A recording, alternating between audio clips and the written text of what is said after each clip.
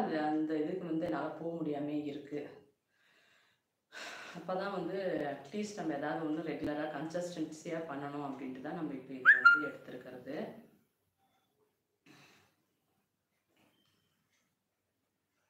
கண்டிப்பாக நீங்களும் பண்ணுங்கள். ரொம்ப சிம்பிள் எக்ஸசைஸு.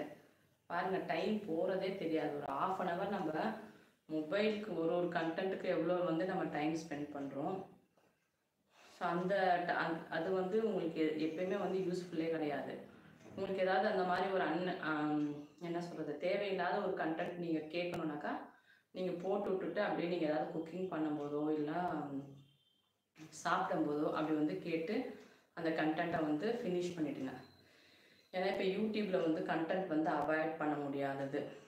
இந்த நெயில் பைட்ஸ்ன்னு சொல்லுவோம்ல, அந்த மாதிரி வந்து நம்ம பார்க்கவே கூடாதுன்னு நினச்சாலும் நம்ம வந்து ஸ்வைப் பண்ணும்போது ஏதாவது ஒரு கண்டென்ட், அதுவும் நமக்கு யாராவது ஒரு செலிப்ரிட்டி பற்றி தெரியும்னா அவங்கள பற்றி வந்து அவங்க ட்விஸ்ட் பண்ணுற மாதிரி ஒரு இது தம்ப்நெயில் வச்சுருப்பாங்க. அப்படி இல்லைனாக்கா ஒரு இது கண்டென்ட் எழுதியிருப்பாங்க.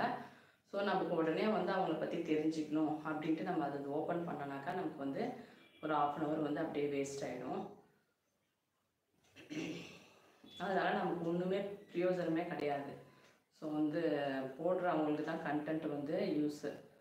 ஸோ நம்ம கூட நம்ம இது பண்ணும்போது அட்லீஸ்ட் வந்து நம்ம ஒன்று பார்க்குறோன்னா நமக்கு என்ன பெனிஃபிட் அதனால் கிடைக்குது அப்படின்றத வந்து திங்க் பண்ணிட்டு பார்க்கணும்.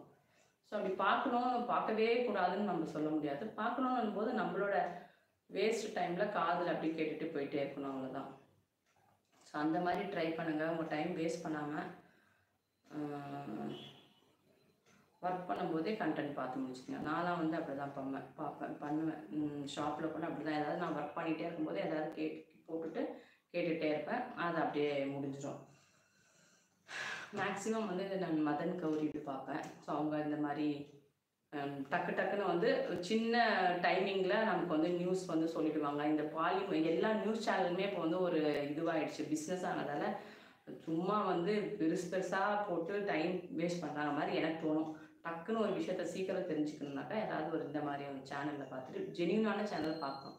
அதுலேயுமே நமக்கு கண்டென்ட் பொய்யா வச்சுருந்தாங்கனாக்கா அதை வந்து நம்ம ஸ்கிப் பண்ணிவிடுவோம். நான் பண்ணிவிடுவேன். அப்படி தான் பண்ணிடணும்னு வந்து எப்பயுமே எனக்கு வந்து ப்ளூரலாக பேசி, அதாவது தனித்தனியாக பேசி எனக்கு பழக்கமே இல்லை. அதனால தான் எனக்கு வந்து பண்ணிடணும்னு வருது. நீங்களும் அதே மாதிரி பண்ணுங்கள். ஓகே ஃப்ரெண்ட்ஸ், முடிஞ்சிச்சு பாருங்கள். இன்னும் ஒரு 5 minutesல வந்து இந்த 30 count எக்ஸசைஸ் முடிச்சிட்டோம்னாக்கா நம்ம வந்து பாய் சொல்லிடலாம். நாளைக்கு இந்த டைமுக்கு வந்து நம்ம மீட் பண்ணலாமா? நம்மளோட